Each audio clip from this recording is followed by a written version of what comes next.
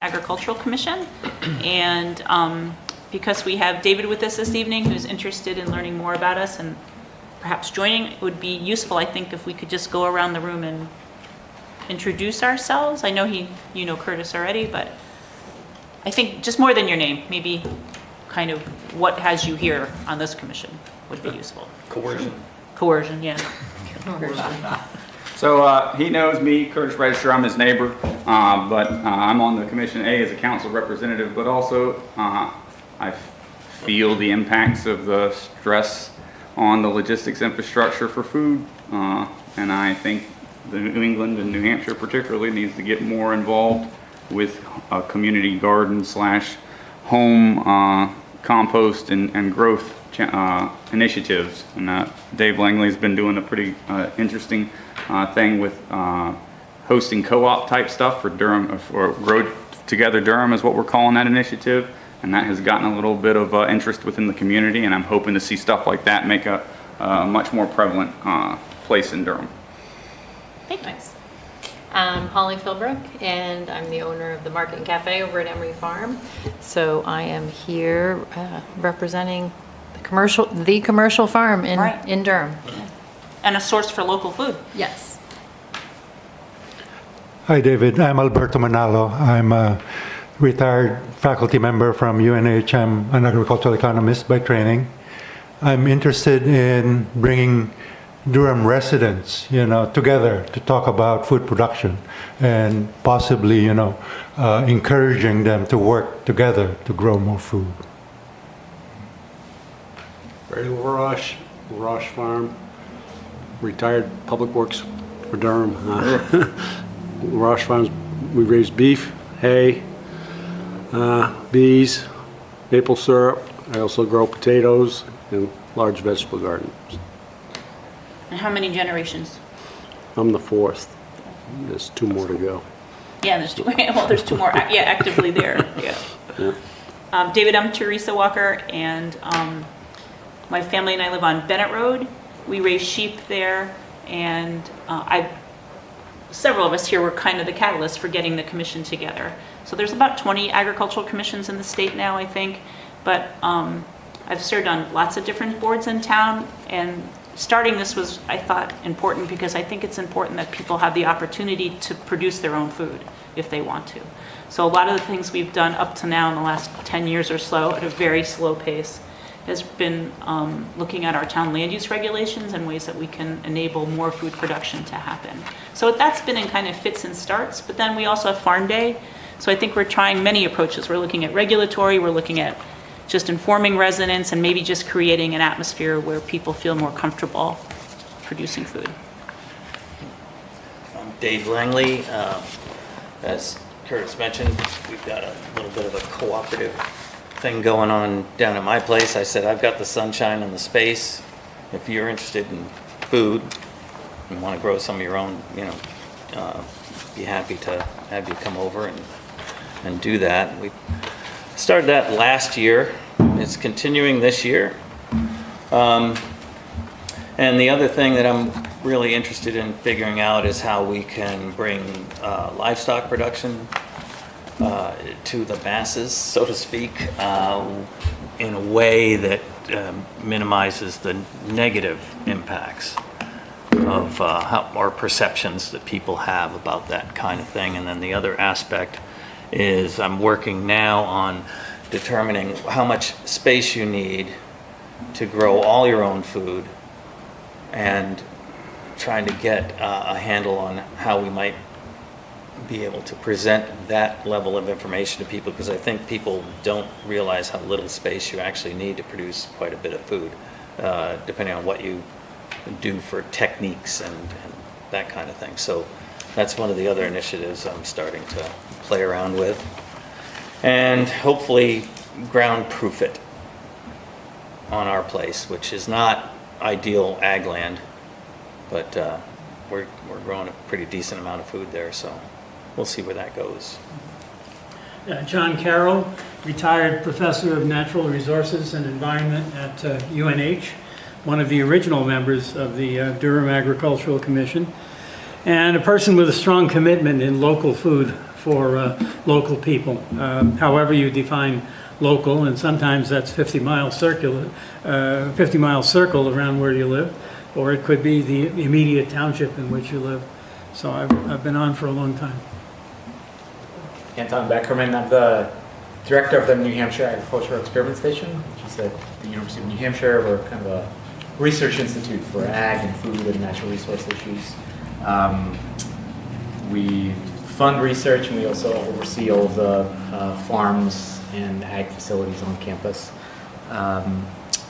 We talk a lot about making an impact in the community through research, and I think being part of this commission is a way that I can connect our research to here and then our town back to the university. So it's a good combination.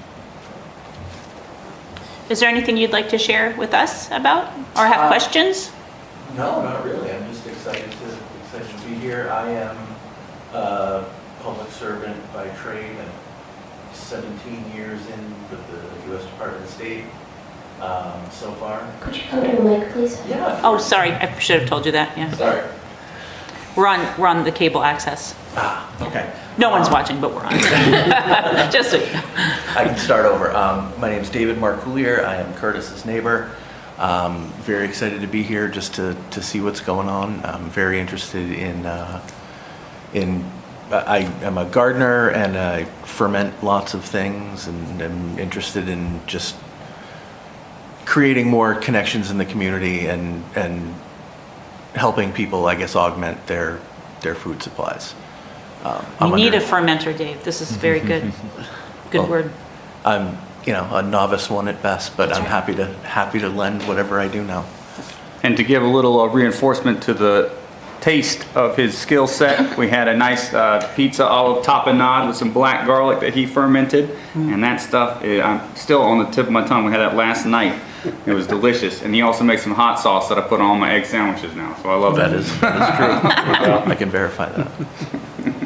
Well, you can just tell by the quick introductions, we really benefit from UNH being here, not only because of the obviously very intelligent and informed and people that have done this for a long time, whether it's the economics part or the applied research part, or in John's case, an advocate for decades in New England for food production. But we also have this working landscape where people in town are comfortable with looking at cows on the side of the, all those kinds of things, and cornfields. So I think having an ag commission in town just enables those of us with that interest to have a seat at the table, and that's part of it. We have no regulatory authority. We're not like the planning board or the conservation commission. State statute is what establishes agricultural commissions, but it doesn't come with any power say, but it also it just really is providing us with a platform, which I think we use in town to say, wait a minute, remember, a food production or protection of farmland soils, things like that. So we're, I think, still the only town in the state with an agricultural resources master plan chapter, which sounds, perhaps not that compelling, but at least it provides us with a platform for the goals and other actions that we recommend in that chapter to take place. We also have worked with the planning board on amending some of the ordinances. We've had more success with some things. Chickens now, people can have chickens in any zone in town, limited downtown, things like that, no roosters. But those are the types of initiatives that we've kind of worked away on slowly. That's great. So would you like to stay with us this evening? Or I would love to. Okay. The only reason I ask that is that if then one of the things on our agenda is another project we're working on, and if you needed to go, we could just talk about that now so you were more informed No about worries. it. I have no place to Okay, well, we tend to work pretty quickly here, so we'll just jump into it. So the minutes of the April meeting, Lee was kind enough to take those minutes, so we need to approve those. I move that we approve the minutes of the last meeting. I'll second it. Okay, we have a motion to approve in a second. All those in favor? Aye. Oh, I wasn't here. Yeah.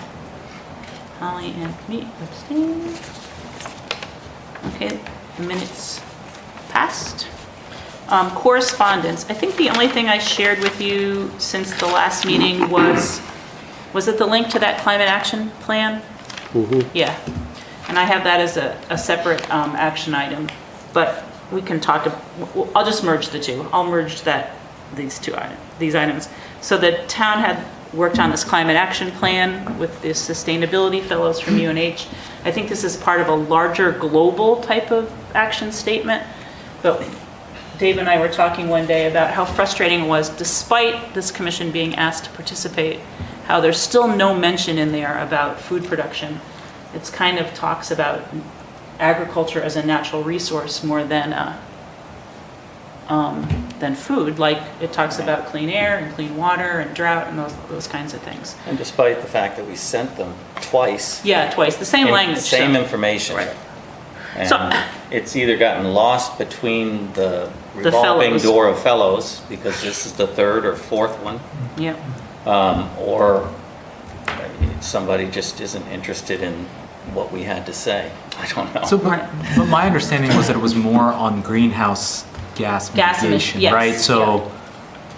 So the food production would have to come through that lens. And I Yes. can't remember whether that was how the comments were submitted or not. we did, I think what we just talked about is, we weren't, the information we shared was just to kind of pull the discussion about agriculture out of natural resources, but just identify it as a land use activity. Got it. Yeah. Okay. So it is what it is, but it led to Dave saying perhaps we have our own climate. Action plan from the Durham AgCom. Right. So I shared With with actual actions. I mean, that's the other thing that I noticed in that action plan. It reads like I hate to say it, but it's more of a fluff piece. It's a rah-rah, Durham is positioned, we're all great and wonderful, and all we have to do is electrify everything and the world will be a better place. And then Durham, the town, has done all it's going to do, was in there. UNH has done all it can do. So the rest is up to the residents, which sounds great, except that the target is like way far from being complete. And so that kind of like set me to thinking, okay, there's a lot of data out there that, some of large part of carbon footprint worldwide is agriculture. So why aren't we dealing with that aspect of it in this plan? Maybe because we don't have enough farms left around here to make a difference. So those are the kinds of things that it just seemed like, what is this thing for? It sounds great. I think net zero is a fallacy because we don't account for the cost of extraction.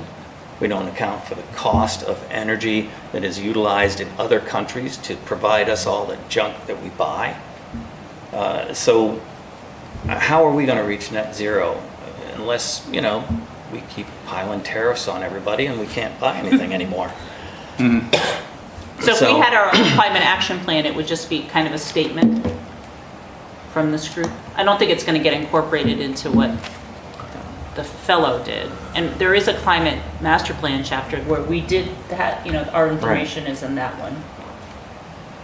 I just feel like what we should be moving toward is actual things that can be done, and actual plans.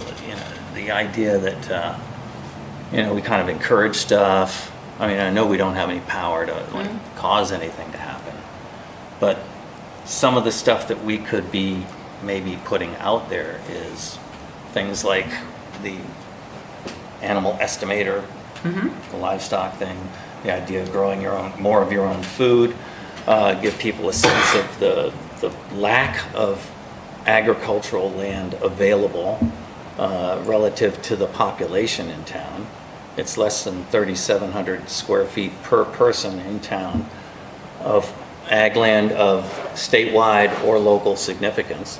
And I don't know what amount of that is actually available for agriculture. Not all of it, not by a long shot. So if we had to resort to trying to feed our own population, somebody's going hungry, like a lot of people are going hungry. So that's why I think it's important for us to try and push these ideas, this collaborative agriculture thing and so forth. And I'd like to see it more of a, maybe how-to kind of angle to it as well. you know, maybe that's not the purview of the committee, maybe that's something that we do as a subunit of people or whatever, I don't know. It just seems like we're not getting anywhere, and the ship's sinking fast. Yeah, I just want to reinforce those comments because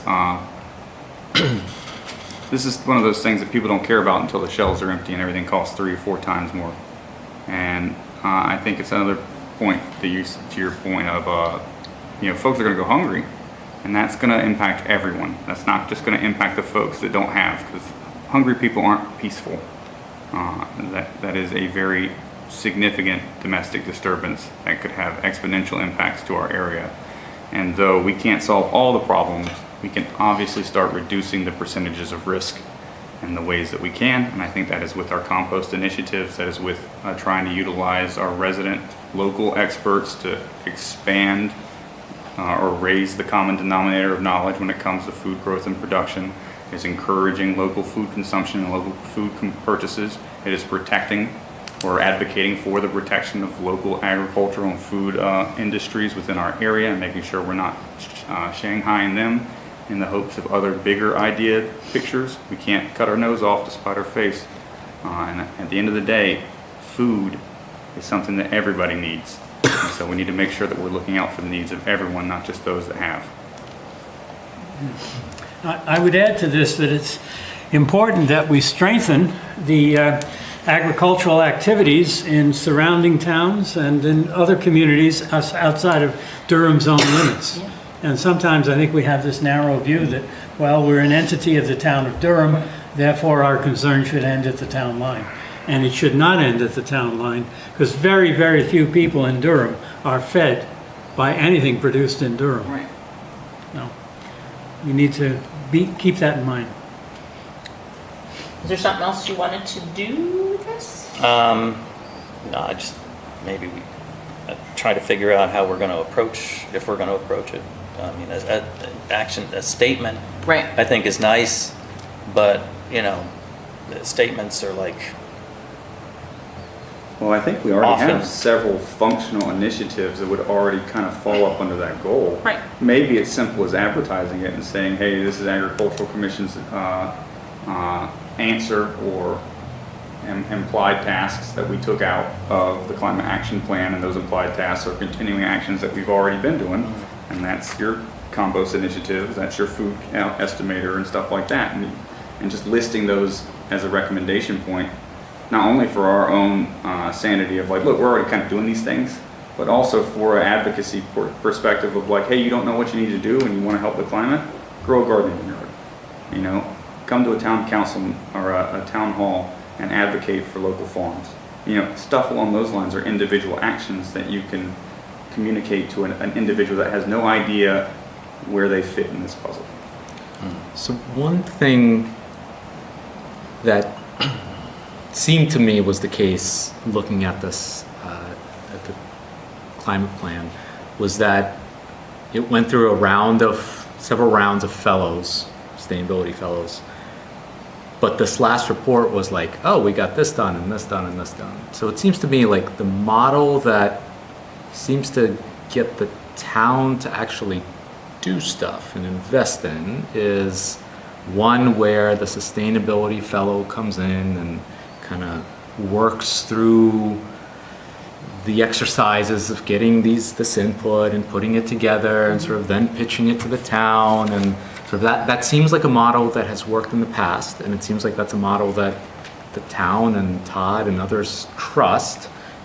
Could that be the approach that we take, where yes, Right. it will also almost come as like, oh, this external person came and validated all the things that you have been talking about and put it on paper and then helped us triage things.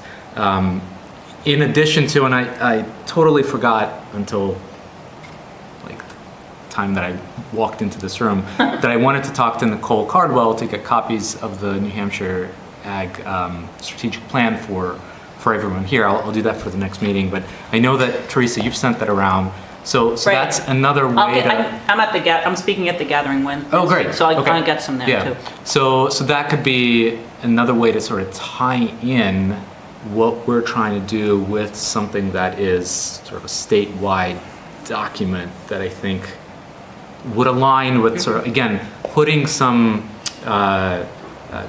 weight behind what our goals are. Otherwise, it's Durham Ag Commission just putting a document in front of us yet again. Yeah, So- I don't know how much the climate action plan, like how much Yeah. of our time we should be, like having it guide us. But both, two of the fellows, we met with one fellow. The last two were on agendas and then could never come. Yeah. So I don't know if that's. So if we their get our problem. own, I mean, that's Yeah. either get our own or do the same thing that we did with the capstones. this capstone, Yeah. where it's an external, almost like an external evaluator, and that seems to carry more weight than perhaps us putting something together and putting it in front. But it has to get past this idea of a document that just sits on a shelf and Right. gathers dust. Absolutely. It has to be actionable and I think it's important to have these mechanisms in place. Most people aren't prepared to even imagine the potential issues that are coming down the road. Until very recently, there's a lot of people very concerned about a lot of things, more so than they were just 6 months ago. So I don't think that people are waking up. I think they still have, this head in the sand, hope and pray that things work out. But I think that the timing seems to be a good place where we can start to put actionable concepts into place, where people, when they do finally decide that they need to do something about it, they can actually do it and not like try to find out what to do. That's where you end up with people just taking things into their own hands in a negative way. So I don't know how this all pulls together, but I know that we've been doing these kinds of plans and master plans. Jeez, I sat on 2 of those. They were interesting, but they ended up just sitting there on a shelf, like most documents. And it's not just Durham. I mean, it's everywhere. So, and maybe it is that people just aren't prepared to do anything, and so we just have to wait it out and see. But Well, I think- I don't come from a background that just sits there. Marine Corps did not teach me to wait. It taught me to take action. And we won't go into detail, but so I don't feel like. Right. But I think feel what like you're we're saying, getting that anywhere. that's a good segue to that, because perhaps what we learned in the survey, right, gives us some, Oh, certainly. Yeah, Yeah. absolutely. Just so some maybe we numbers. segue into the, Yeah. I think I sent it around later today. I don't know if everyone had a chance to see their email, but I'll turn to. I can throw the thing up if we need to throw it up. I have a, Oh, yeah, cool. Oh, that'd be good. Yeah. yeah. I don't know if Anton and Alberto, I'm sorry, since I had to work last meeting, how was the presentation from the capstone kids? Really good. Yeah. Yeah. I saw part of it. Terrific. Yeah. Nice to you. They did a lot of work in a very short period. Yeah. They really did. Yeah. Well, not to cut you off, Dave, but I'm thinking No, no, that that's all perhaps right. I was those actionable items, Starting to ramble. those survey findings can help us identify what those actionable items could be. Right. Did you get the survey, David? I sent it to him. Oh, okay. Apparently. Yeah. Yeah, he hasn't had a chance to see it yet. Oh, no, I didn't know if, so this was a survey we did working with some UNH students where we're surveying to ask residents, and we'll go over it now. We're looking at kind of what is the interest in producing your own food in town.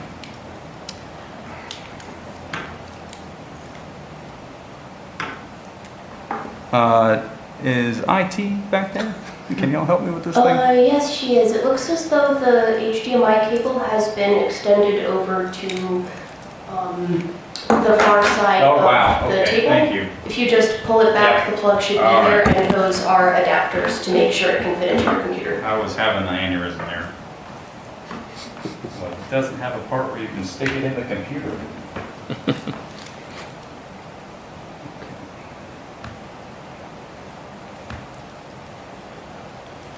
Ooh, that's atrocious. Try that again.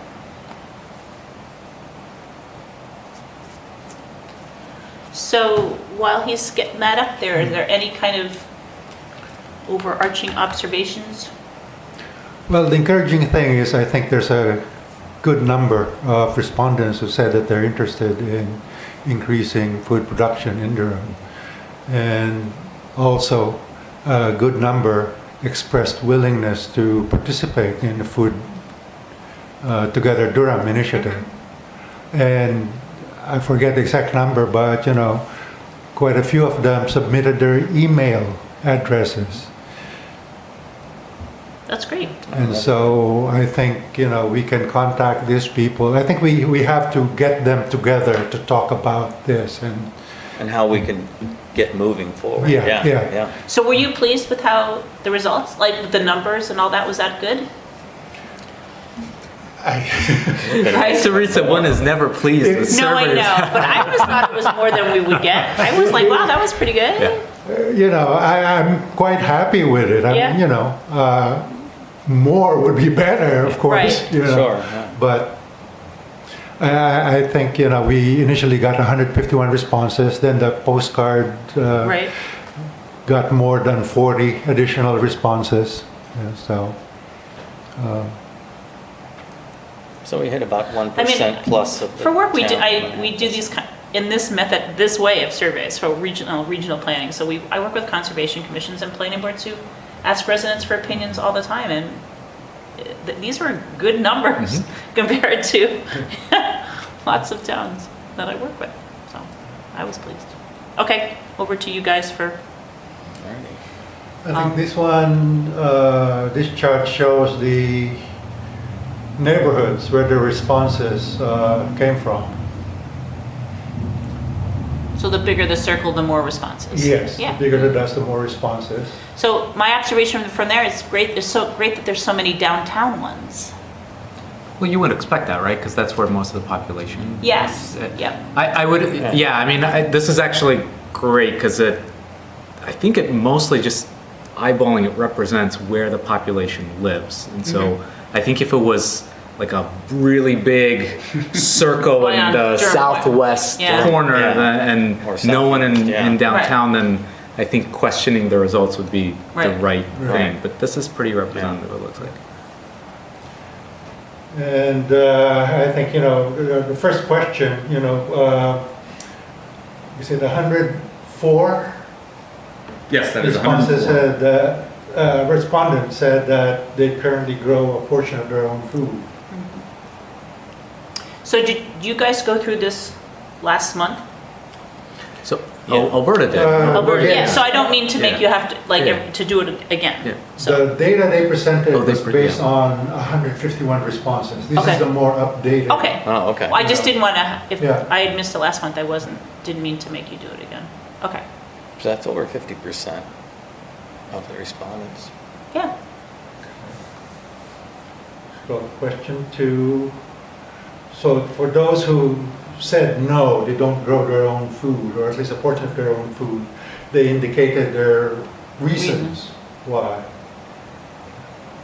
And so lack of land and knowledge were the main reasons they chose not to grow their own food.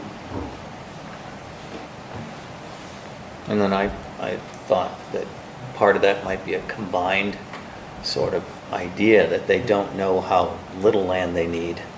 So Right. they assume they don't have enough land. Yeah. And so that would be another thing that we could get out there to people.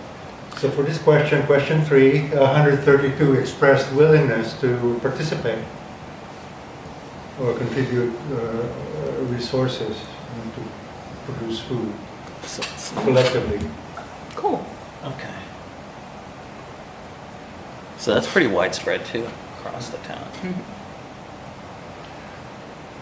So resources, the respondents are most willing to contribute. They can, provide more than one response.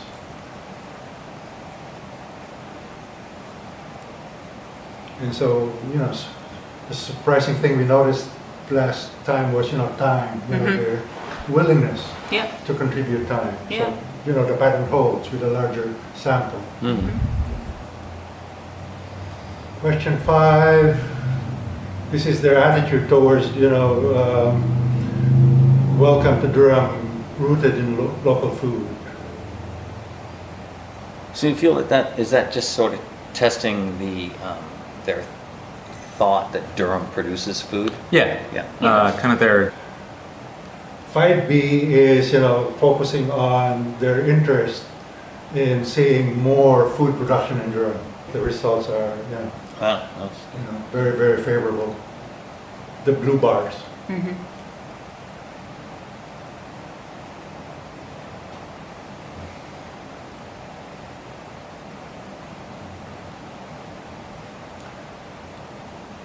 And question 7, what types of food products they would like to see? And of course, vegetables and fruits, come out ahead. I think it's encouraging that there's quite a bit of interest, a few interest in egg production. So I think just a that, little bit. But what was meat? Wasn't it like 7? Down this way, so I can see Scroll up. Oh, okay. Sorry, yeah. My bad. Yeah. The reason I asked the meat, Okay. just to share with Yeah, David, I mean, there I we think what we've learned in town is that concern with animal husbandry, right? That's where we say like people love farms but not farming. So that perception of animal agriculture is just not always seen in a positive light. so some interest in eggs and meat, and I think maybe that's our gateway, start with eggs. Yeah. Just keep those prices up in the grocery store. Yeah. Yeah. Well, I think also that what's kind of missing in a sense is a perception of nutrition. Right. Because if you figure out how many pounds of vegetables you need to eat to reach your nutritional goals, I think I came out with something like 3,000 pounds to get, because there's virtually no fat in vegetables and fruits. So if you tried to get as much of that as you could, it was going to be impossible. So, and then of course grains is interesting. I think there was just a lack of understanding of where nutrition comes from, Oh, yeah. I agree. which again is lack of knowledge kind Yeah. of thing. So, So, I mean, part of it is also, it's impossible to get it from this few responses, but there's likely a correlation between if you think that you don't have the land or the knowledge, meat is a very complex system, right? Like, if you grow vegetables, you throw them in the ground, you water them, give them some fertilizer, Right. you're good. Meat, it like raises the bar several Right. times. So there's probably, if we expanded this, you could probably start seeing a positive correlation between those people who said, I think I don't have the knowledge or the land. The space, right. Or Right. space, Right. they would be the ones who would more often say, I don't want to grow meat. or Right. I can't Right. grow meat. So it's probably, there's a close relationship there. Of course, producing meat requires a certain culture. There's plenty of people with lots of land who would never get Yeah. involved. Right. well, I also with think that, production of that people they have a very narrow idea of meat. They're thinking beef, Yeah. chicken, pork. They're not thinking meat rabbits. They're not thinking, that kind of thing. So again, it's the amount of space it takes to produce enough meat from meat rabbits is tiny and doable on a small scale. Yeah. But do you want to eat rabbit every day, kind of thing? So it's one of those things that, Tastes like chicken. yeah, it works well with the collaborative concept, Right. though. The larger pieces could produce the bigger animals. The bigger animals. And, then you trade, barter, that kind of thing, so. Question 8 is asking them to provide their email address, and I think 78 respondents did. Great. Wow, that's pretty good. And so the next set of questions that set focuses on those 78 people who provided email addresses. Okay. So 48 of them grow their own food. As you say, grow their own food, partial. Right, yeah, they're growing food, yeah. Right. Yeah. Yeah. No, they're very important qualification. Okay. One plant is alive.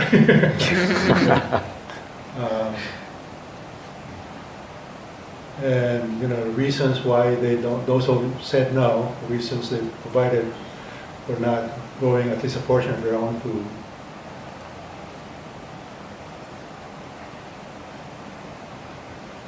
And 76 of the 78 expressed interest in participating. That's wonderful. Yeah. Yeah. And they're willing to contribute, I think, time, again, expertise in land.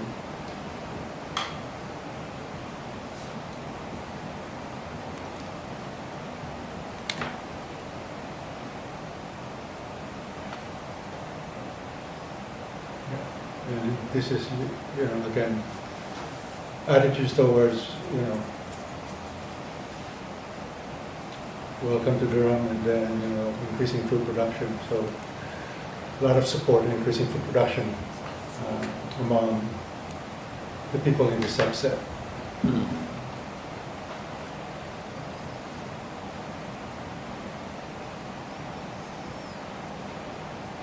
Same pattern, fruits and vegetables primarily, but the eggs, and a few people would like to produce meat.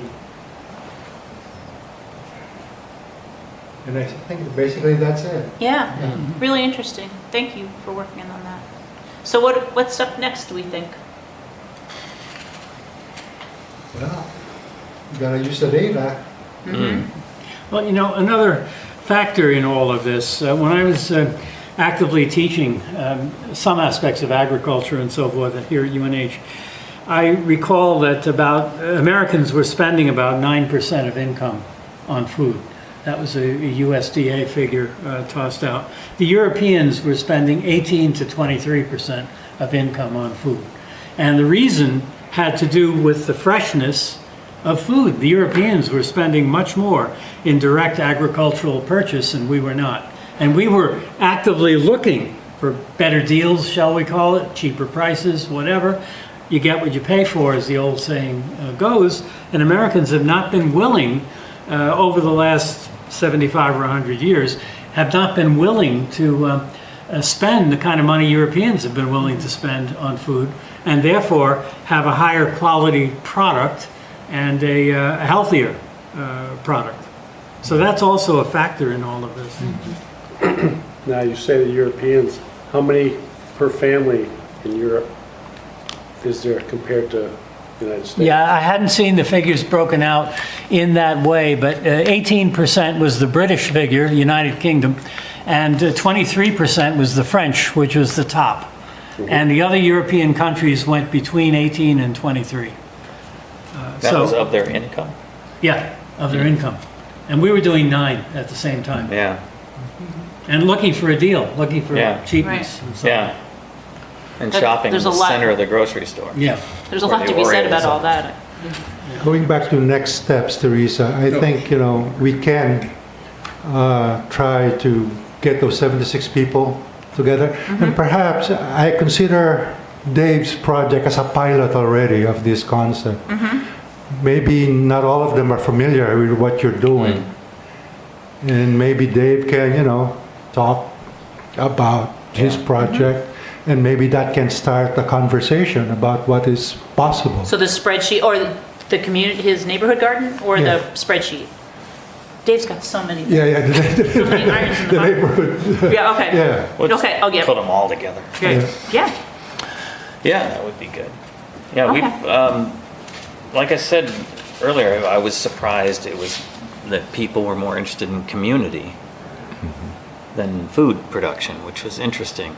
And then I started thinking more and more about that, and I realized that the last 75 plus years, Americans have worked toward being individuals. And that's our mindset, and I think people crave community, but they don't actually know how to work together anymore, which is interesting. So it's a challenge a little bit. We've had a couple of people that have decided they weren't interested in continuing this particular year, and so we got an opening. So we'll see what we can do. How many people do you have? Well, there's 10 mouths we're feeding, but it's, let's see,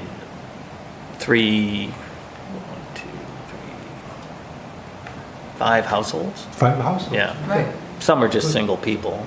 Yeah. So do we want to, so we think the next step is to, with that email list, invite people? Yeah. Okay. Yeah. All at once, everyone? I think you should probably do a train the trainer.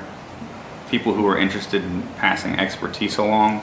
That way you are not overwhelming the experts with novices, and they're able to focus on the cultivation and the organization of the output. And then once you've got a team of 5 to 10 folks that are willing to have independent, groups of their own on their own properties or on someone else's property, and they be the touch point for that particular community network.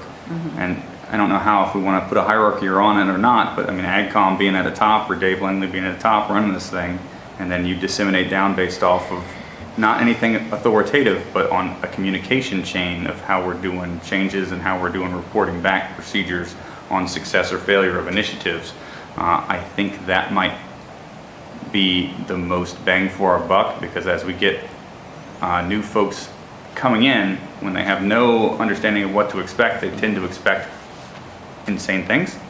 And so if we have a more streamlined approach to how we're doing it, and someone's just kind of like falling in as a cog in a wheel, I think they're more likely to stay, based off my personal understanding of how people work.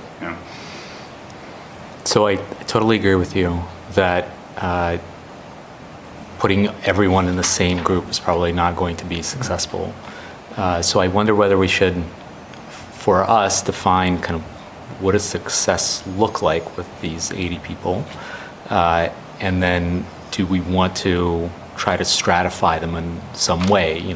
Whether send a follow-up 3 or 4 question email saying, are you a beginner? Have you done anything in the past? Like, what skills do you want to acquire? Are you interested in just learning about growing things in the garden, or are you interested in thinking about sort of planning a community-wide cooperation of some sort? I don't know what those questions are, but some way to kind of break them up in groups where it's not just like everyone there, and then it's a huge class of you don't know where to shoot for in terms of the topic. Yeah. Okay. So, but that's separate from what we need to define what we envision that success to be with these folks. Yeah. Right? Just to have a bunch of Dave neighborhood scale gardens. I mean, I think anything that you get, if you can say, I want at least one crop successfully harvested from scratch. That is a small metric that is achievable. It's not shooting for the moon, so you're not going to wear people out with something that seems too lofty. And that gives us a baseline to shoot higher next time, as well as reference experience within the community of people who actually want to show up. Because I imagine the hardest thing is going to be getting people to stay with it. You're going to get people to show up for New Year's Eve, until February or January, like the gym memberships, and then as soon as things get a little bit more complicated in the life routine and they're not as confident in their ability to sit with this program, they're either going to ghost us or say, hey, sorry, I can't keep pace. If we have a more dedicated and disciplined folks that are already confident in their skills, if they fall off, they can still participate in their own way on their own time in cultivating a garden or food growth. Even if it's not as efficient, that's still a win, because now there's another individual that was otherwise not putting stuff in the ground, now putting stuff in the ground. I think, anyway. Yep. Yeah, I think people when they tend to start thinking about growing their own food, they get way in over their heads. Yes. They try to grow everything. I know I did, but I'm a pig-headed Marine, so I'll do it. And I'll just keep doing it until something kills me. Actually, I'd be happy to, if we could come up with just one other group, Yep. to try it. Yeah. Okay. Yeah, I think piggybacking So we need to on think about what Curtis was saying. how we're going to tease out this 70 to 80, right? And how we're going to. Yeah. Okay. I think we should email those 76 who said they're 76, willing, yeah. and just said thank you, for your interest. You'll hear back from us in the near future, and then maybe we can, do a survey just for them based on what Anton was suggesting. Yeah. Would you be willing to email them? Sure, I'll do Okay. that. Yeah. I think, Alberta, let's give them a little bit more than just thank you. Let's give them some summary of the results. Maybe of Yeah. the 78 people, Yeah, we give them more show them like, hey, look at how you voted for, what You're not alone. You're not alone, Yeah. right? Like half of you said that, Nice email, yeah, too. Yeah. half of you said that it's, you have money, but you don't have time, or you have expertise, but Yeah. you don't Okay. have whatever. Great idea. And that way they get a little bit more engaged and, And I'll throw this out there. We want to have them come out and see what we're doing. It might be a Okay. motivator for them as well. I mean, you got a sweet setup. Yeah. So are you willing to draft that too? Yeah, I'll do it. I'm very grateful. Okay. Did the students do anything like a kind of bulleted point summary that you could just lift off of them? No? No. Oh. You're out of town. Okay. Okay. So we feel good we got next steps for that survey? Thank you for working on that. Sounds good. So that was one thing of resident outreach, and I know we had talked in the past about hands-on workshops, and we've talked about, taking advantage of things that are happening with the LEAG Commission, and that's been happening, and I know Dave spoke there, and Ray's been going to all those. But I think Dave and I both feel like it would be neat to have our own set of things too, of creating more opportunities for people in Durham to see what's happening in Durham. So fermentation, David, would be that would be very cool to do a workshop. But Seacoast Eat Local asked me to hold a workshop on how to raise a small flock of sheep in your backyard. So I'm doing that Saturday in our farm from 10:30 to noon, and we capped it at 15 people, and I think there's 18. Wow. So there is interest, and I don't know how many of them are Durham people, but I think that's kind of the scale of what we're thinking. So that's one introduction to animal husbandry in town, and we can come up with a couple of other, right? I think raising chickens. Yeah. Raising That's- chickens, yep. That's a big one. We get asked for Yep. advice on that just because we have the chicken. Yeah, okay. farm, so- And that's probably one of the hardest ones to be successful at because is. of predation. Predation is It's just, just going to I- wipe you out constantly. it should be how not to have your heart broken while raising Right. chickens, right? You don't name it.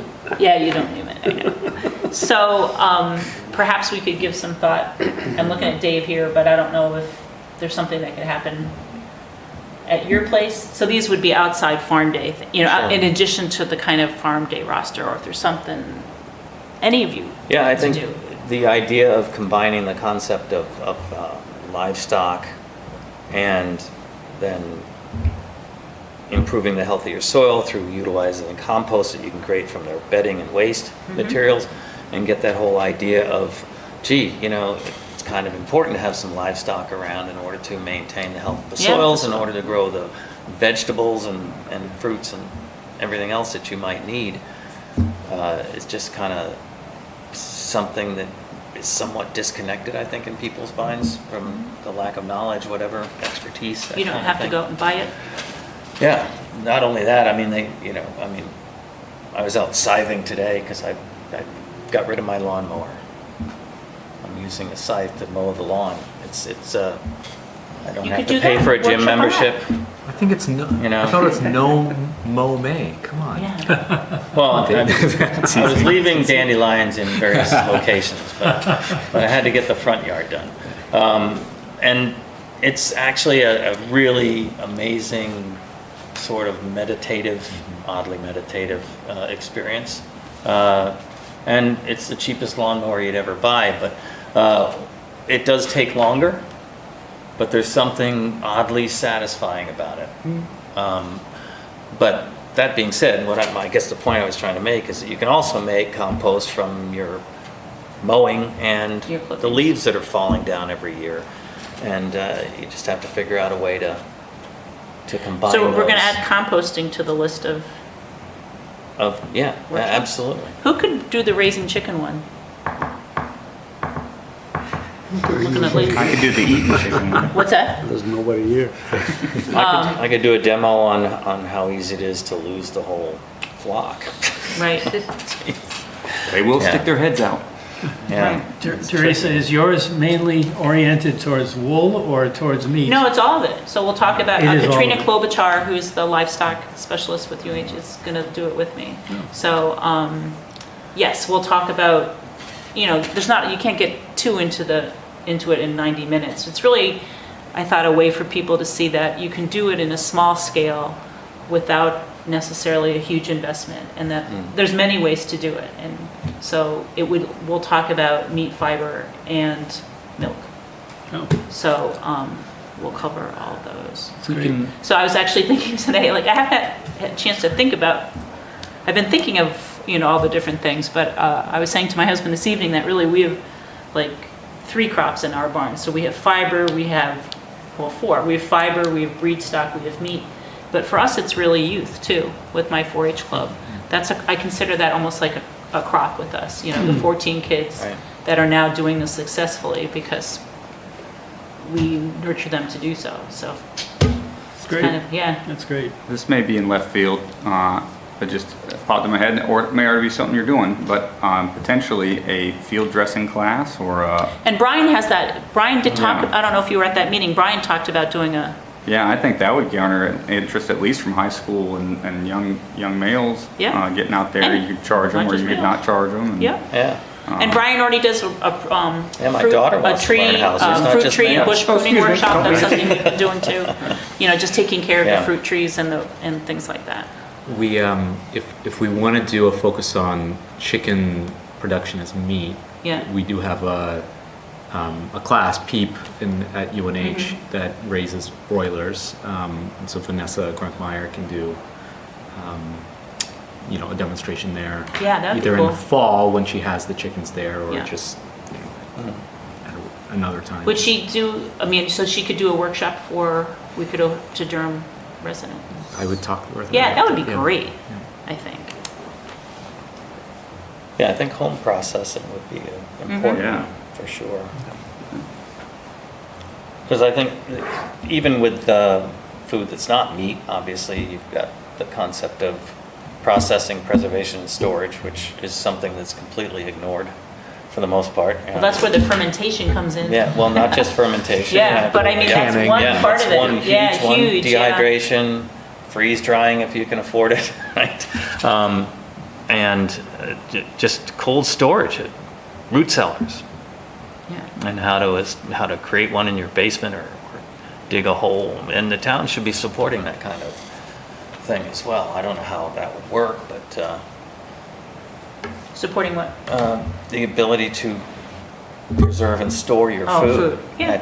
at your own location. Oh, I don't So think if you there's any wanted to rule dig a against root it. cellar in your backyard, Yeah, the for only thing that would instance, be I like mean, getting the it would start getting approvals really for crazy. digging. If you're Oh. going to use a bigger excavator type tool, I think that would require something from the ZBA if I'm not mistaken. Oh, I mean, like for the root cellar? Yes. Or- oh. I'm not sure. I There think you you can go. do excavation on your Kubota. own property. Yeah, there it is. Yes, Add it to the sir. Kubota list. Yeah, I'll write it Very down. good, Ray. That's Root very good. cellar. I think the biggest challenge. Team Kubota over here, I Curtis. appreciate it, Ray. The biggest challenge with that, though, would be now you start to integrate all kinds of issues with structure and engineering and all of these other things, which, I mean, it could be as much as a trash can buried in the, Yeah, in I the was ground thinking kind of thing something for they'd storing over-engineer. potatoes Yeah. and that kind of stuff. So, I mean, there's a point where a root cellar might require more engineering and design kinds of things. But one just on food storage and processing But would we be should great. be Yeah. we should be encouraging people to be Ellen has able been to, saying that forever. to produce their own stuff and store it. Yep. Even if they're not producing it, just to Right. buy. Absolutely. that- Yeah. Right, so you're not exactly, wasting. Yeah. There's so many things that your refrigerator doesn't need stuck in it. My Right. poor lettuce. So Well, if we could work with you guys for the broilers in the fall, that Yeah. would be great, I think. I'm thinking also just food safety. yeah. that's Combine huge. that, again, I'm just thinking about the resources that we have. Right. In Extension and COLSA. And there's a bunch of food safety ones just Yeah. coming up right now, right? I think, or they just Mhm. have. extension to them. All right, well, it would be good to, we couldn't do chickens to the fall. Is there one we could do between now and Farm Day?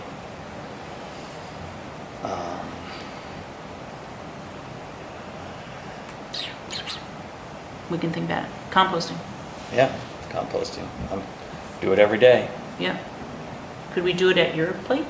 Sure, yeah. It's, you know, it gives them a sense of scale. Mm-hmm. Because we're still fairly small scale, but I do have a Kubota, which everyone should have. Not necessarily Kubota, but. We'll tell her the day. And that's how I turn my compost. It would take me all day if I did it with a shovel, probably, yes. but, Okay, let's Yeah. think about a date for that. okay. And then should invite the integrated waste management folks, right? I'm sure they would love it. And Yeah, I'm happy to, whenever we get a date, time, location. Okay. I'll pass that along if necessary. all right. Dave, if you could think of a date, that would be good. So the sheep one I'm doing, I didn't put in, it wasn't us, we're not hosting it. It was Seacoast State Local, so I didn't have it in Friday updates or anything because we're not the host. But it's a good trial run, and see if from there we can do it again more often. Robert, have it be a Durham Ag Commission workshop. Animal capacity estimator, Just sitting there waiting for action. Bee friendly, we don't have our bee friendly Lee, but how are the bees out there, beekeepers? They've been ordered. They've been ordered? I'm picking mine up on the 21st. Ooh. So, How many are in an order? I'm getting 2 nooks, so what's about 10,000 bees in each one. 20,000 new residents. Yeah.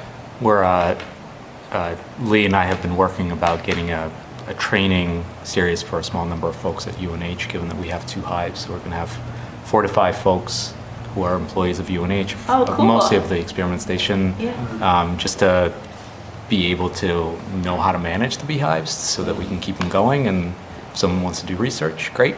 If not, The ones could that be would, at Woodman. yeah, neat. Sounds good. We're going to do that this summer. Another good opportunity for training the Lee's had a trainers. huge footprint Yeah, with exactly. bees, that's for sure. We don't have Brian to talk about his garden and farm mentoring, but you're doing it too? So your neighborhood's getting together? Oh, yeah, yeah. Yeah. We've got a bunch of stuff planted, waiting for it to, produce where we can start plucking stuff. Lettuce is almost ready to pick, so.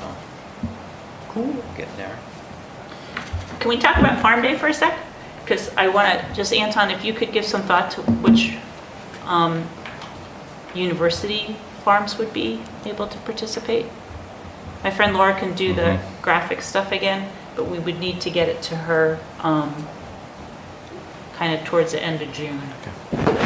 Which ones. What do you guys want to Well, what did we have last year? We had Touch a Tractor. touch tractor and I mean, Fairchild's always available, right? with the high tunnels? Yeah. Oh, yeah, the high tunnels. Well, your choice, but it would just be good. And if there's anything else we want to add to it. Do you want to do your tour again? Yeah, sure. Okay. Yeah. And I'll do a scything thing over at Ray's as well. Actually, we had several people that were interested. Do you want to do a separate workshop on that, too? Sure. We're going to add that to the list? Yeah. Would there be any utility in having like a corn on the cob eating contest or something like that? Yeah. Generate revenue or generate competition and interest? Yeah, that's a great idea. We ran We out get of the corn corn. last year. Yeah, Oh, we ran out. Well, I didn't know the supply chain issues, but Yeah. if there's any way to get a little. Is it like how many years you can eat within a certain amount of time? Is Well, it I a don't know that you'd speed be able to thing? do that one with keep anything in the inventory. I was thinking more like from shuck to Oh. core, what that times looks like, and you get like 5 contestants, and you say, hey, go, and then the winner gets a stomachache or something. I don't Right, know. yeah, Oh, yeah. you mean eating it raw? You just shuck it? He was boiling last year, No, wasn't we he? boil, yeah, we cook it Yeah, at but I rice. mean, if you're gonna shuck it, you gotta wait around 20 minutes for it to All right, cook. I'm not a very smart man, okay?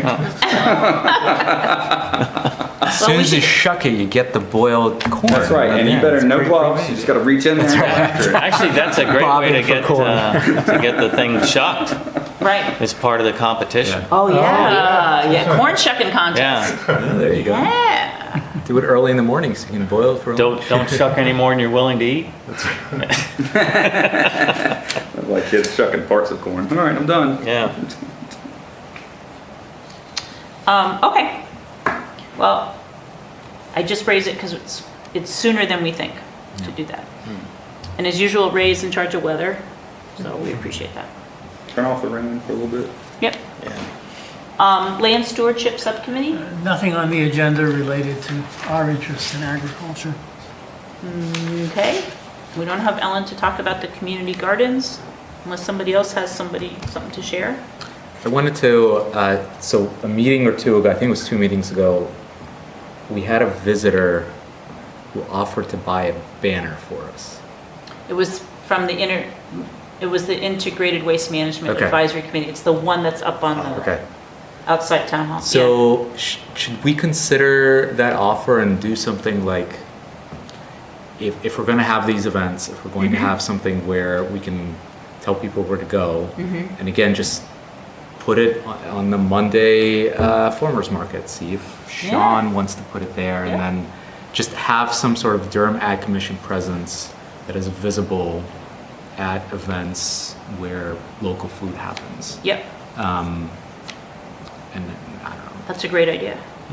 Would it be a banner or?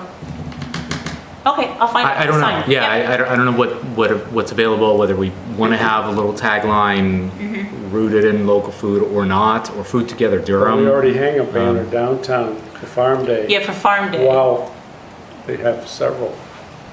So is it big enough or small enough that we can put it somewhere in? It's that 18 feet long. It's the one that goes across Yeah, that's. Teddy. It's big, yeah. I was thinking something small. But smaller, yeah. I'll find out. I'll ask her. Okay. Yeah. About that banner. Yep. Because to start branding the events. Yep, with our logo. And on the it. Ag Commission. Yeah. Just something where more people know about it. Yep. I'll find out. Farmers Market, the Seacoast Eat Local Durham Market's June 2nd is the first day downtown.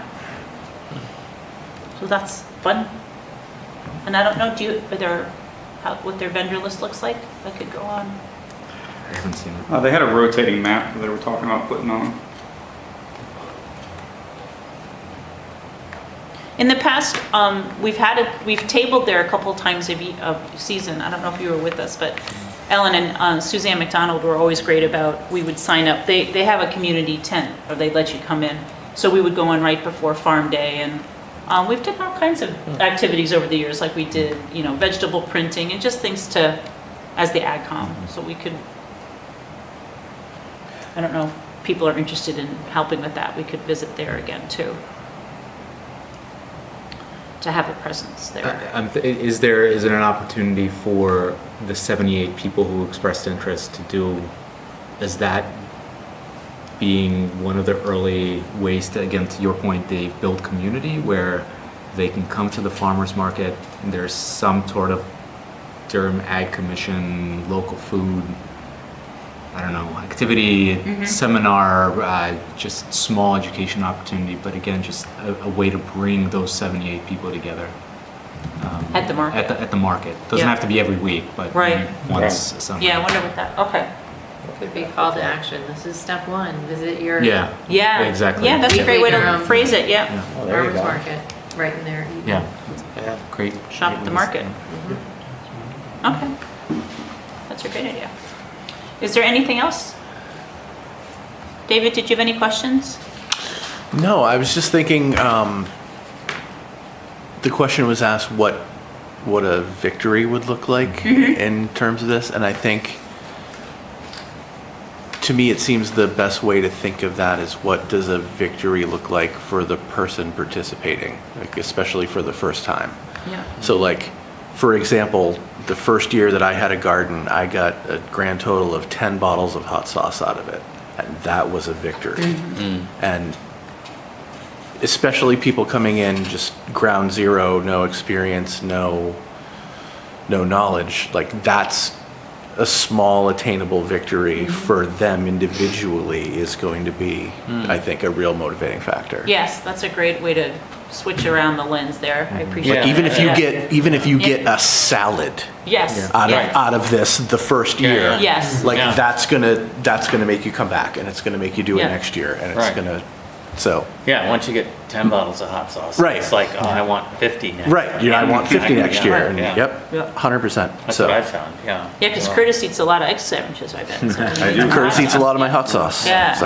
The reason they cost more. Yeah. You know, Thank you for that. That's a great way to frame it. it dawned on me that, is there a way that we could do like a food that you grow, how it tastes compared to the stuff you buy at the market somehow? Yeah. Right, so a hothouse Blind tomato taste from test. Market Basket versus Yeah. an heirloom tomato Because from I your went garden, bought and just a taste the tomato difference. That looked beautiful, and it was from hothouses in Maine, which I assumed would be really good. And I tried to make chicken tinga with it, and it was awful.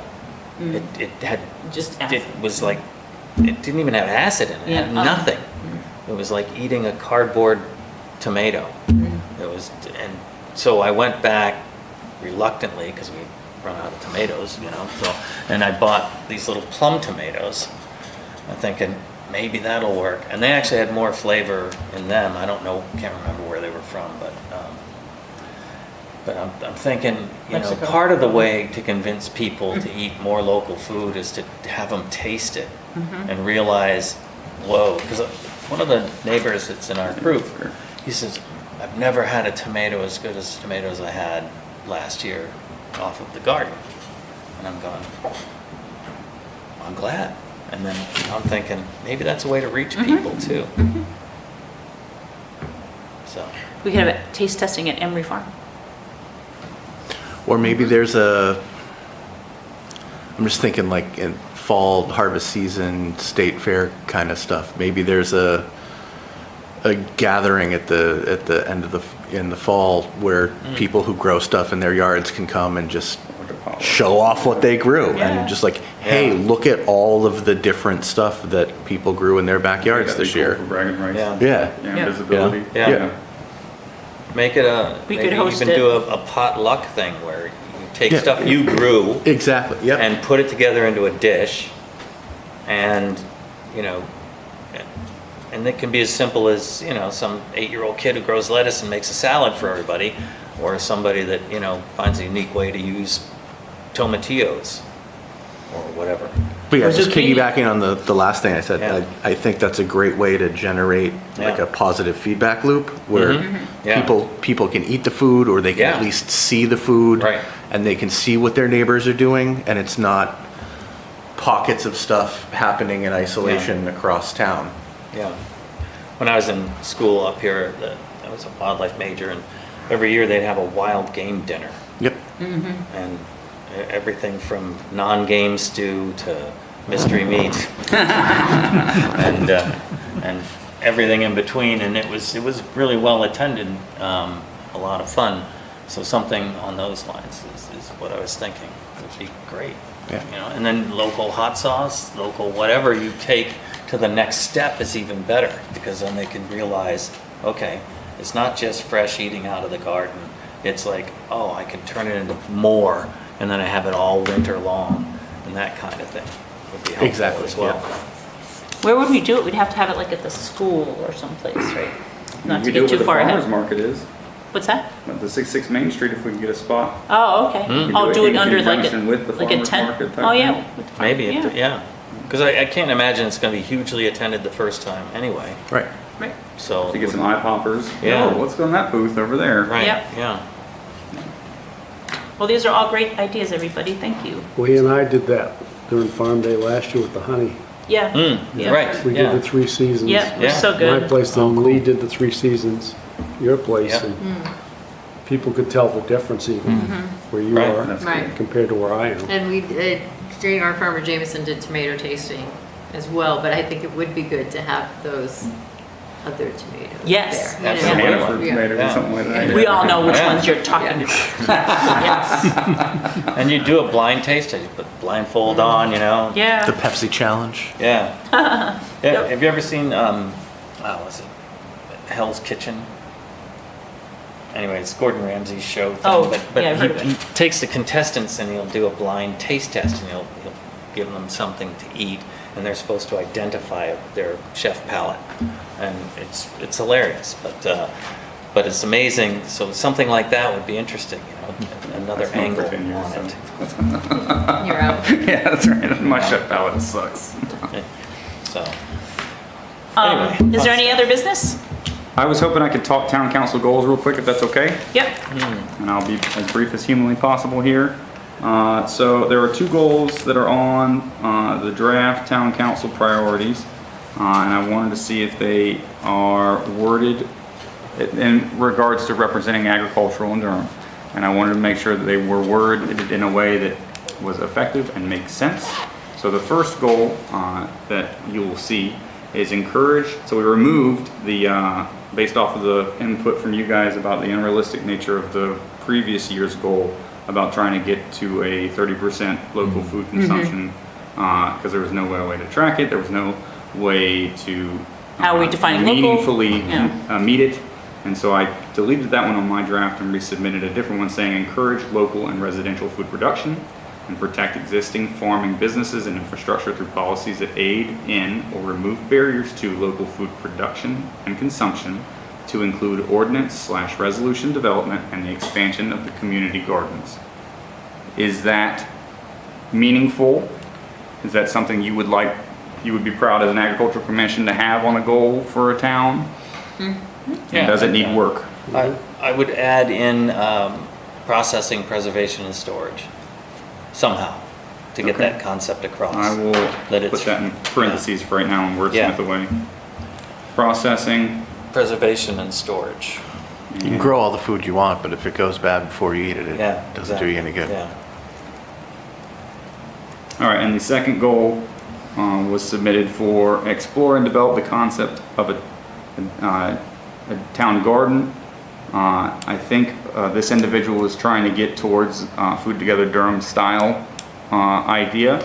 And so I thought maybe if we helped him wordsmith it, or if we helped make it more reflective of our current initiative, that might have positive benefits for us. I think it is different from mine in that I am expanding upon the idea of protecting current food production assets, not necessarily doing local people growing their own food in their homes. And so I think this goal is separate from mine originally that we just talked about, because it's talking about trying to encourage people to grow more on their own property type stuff. Can you read that one again? Yep, I'll read it verbatim.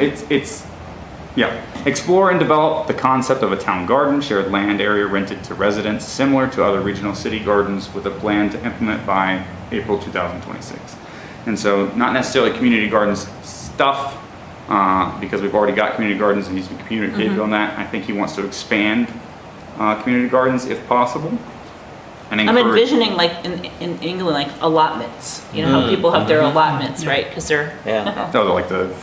yeah, which is like a community, Yeah. because you don't have space where you are. That's right. You're going outside your town center. Is this something that? It did require a world war to get that initiative Absolutely, started, no, though. yeah. so. No, I Hey, understand. we've got some prereqs already knocked down, so. Yeah. Yep. Is this something that I should support, or is this something I should fight? Is there a way to meet their interest in yours? Probably. I could probably add. Can you read yours again with the Dave's changes? Certainly. So encourage local and residential food production and protect existing farming businesses and infrastructure through policies that aid in or remove barriers to local food production, consumption, processing, preservation, and storage, to include ordinance and resolution development and the expansion of our community gardens. Yeah, it sounds very What similar. if you incorporated developments? Encourage developments to create community that's gardens great. amongst the development. That's a great one, like, Yeah. or yeah. As the one I just read, or the one below it that No, we were yours. wordsmithing? Yours, Okay. yeah. I think, Yeah, something that enables local food production and right. residential developments, something like that. Oh, I see what you're saying. Yeah, Okay. no, that's good. So encourage local and residential food production. I need to wordsmith to say encourage and enable somehow. Yeah. In a non-verbose, I mean, it's already And- freaking, And somehow get an indication that, you know, their own property should be. right. It's not just an arbitrary set of Yeah, land. just not, yeah, Yeah. because we don't have endless capacity to expand community gardens. But a lot of our small developments have areas. Yeah, that open in the set aside, yeah. Open space in their developments that could be Right. turned into community The gardens. tricky part about that is the homeowners, those HOA agreements. Right. Yeah. And the other It would thing is that be the amongst reason whole that group Yeah, land to make is that set determination. aside is Yeah. because it wasn't suitable for anything else, usually. Right. Mm. It So, and they put houses where you grow food because you can dig a hole and put a Right, 'cause it foundation in. hurts. So that's the tricky part. is. Right, it is, yeah. But yeah, that's a good Okay. idea. Curtis, is this intended to be a one-year goal, or is this intended to be a long-term goal? So they did not have agricultural goals on the town council goals before I took over last year. And so my first chop was the one we talked about last time. So this is me trying to get a first foot in the door. It would be intended to encourage within the next year, but the idea being that I continue to expand upon this idea and push it further and further out as there are more near-term successes in my mind. So if we get a Food Together Durham, that makes it so now I can, that is operational in a capacity beyond just Dave's house, then I'm able to say, hey, Durham needs to increase the, number of people that are active members of Food Together Durham by 25% by this time or something along those lines to help continuously encourage that expansion of this concept in my mind. And for the other goals, how realistic are they? How often do they get achieved? The ones we made last year, there's obviously continuing tasks ones that are never going to get finished, and there's also the big ticket items of like the dam removal and stuff like that is just going to happen on the timeline it happens.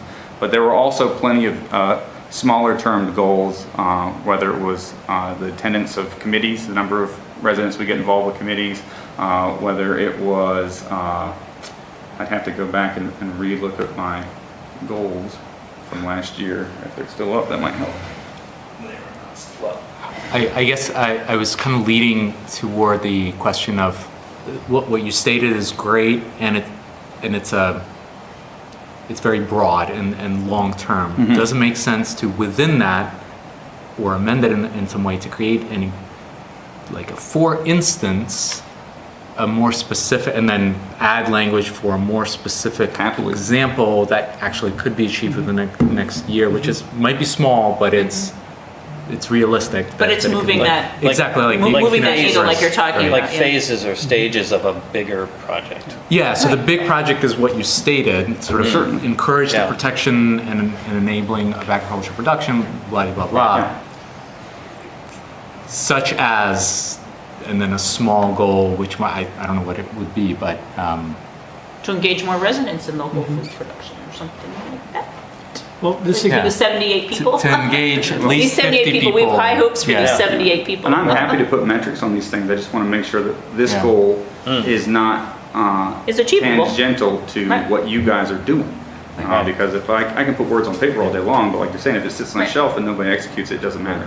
And so I think the initiatives that would meet or would be the specified tasks or the implied tasks that would tie into this mission would be coming from this board and the initiatives in my mind that you're already doing. So that's the composting, that's the outreach to the Durham residents, that's the potential access to expertise land and Food Together Durham, the additional classes and stuff along those lines. I'm not necessarily breaking everything out in there. I'm happy to put metrics on there, however, but I am trying to get something that is more reliably put into the town council's mind on a more frequent basis. And would the town council provide resources toward these No. goals? No. However, that one reason I really like goals is when there are contentious issues, whether it's through resolution management, ordinance management, or budgeting, you can argue the goals as a Right. reason, and I successfully argued the goals in last budget season to leverage funding for different things that were on the chopping block. And so it's important to me that we get at least one for agriculture, because then I can use that to protect or No. encourage. We appreciate it. No, that's really good. That's great. I mean, I think it's, we talked about the master plan being on the shelf, but those goals are all in there. the things that you're citing. That's just like the goals in the ag resources chapter. Yeah, I'll be honest, I've been delinquent in that. I need to actually read the whole thing. that's all right. But I'm just saying that, from that perspective, they're in there. Yeah. I think I just want to bring it to the current people who are Yep. sitting at the table. No, they're not council goals. Yeah. Yeah. No, we want to. Well, that's the thing, council. even if it is in the master plan, this takes the dust off of it. Exactly, that's what I'm And thinking. puts it in their But face if he was looking every for year. wordsmithing ideas, they're Yeah, in there. you're right. Yeah, it Yeah. should be, yeah. Yeah. As noted in the town master Yeah, plan. no, absolutely. I try to link as many things as I can when I argue that type of Yeah. stuff. You make it very clear that the town is not neutral on the subject, Right. and that's important. That's very important, That's what I try. that we favor, as a town, Understood. these Right. kinds of things. Right. Yeah. It's a great example of why we're here, why we have an ag commission. All right, and if I could bump my gums for a few more seconds. I heard that was good enough, echo was probably not good enough, or the echo being the secondary goal I read you was probably not useful to you, and that I need to utilize the master plan to potentially drive a little bit more specific metrics for the goal. Is that how I'm understanding it? Yeah, or just as a reference for the goal. Yeah, no, I definitely. Yeah, I like the idea of saying, for the next year, for instance, getting 30 people in Durham Yeah, involved That's in definitely something I could put in there. in more food So it went production. from Right. 50 to 30? Set the Make bar it low easy. and exceed Right. it every Yeah. time. Well, that's just sounded very tariffy to me. So for the 15 people that we get, Right.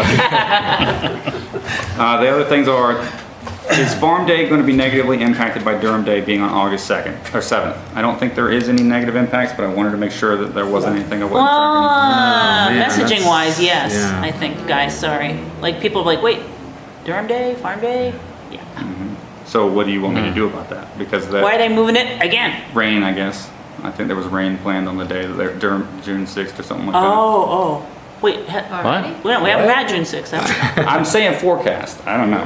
I was told that it was Oh. August 7th.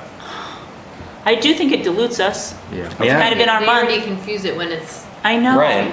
Yeah, And we're literally like a week or 10 days after that date, probably, right. right? I do. August 16th, yeah. Yeah. Yeah.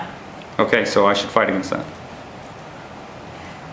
How do we have a forecast for June 6th? right.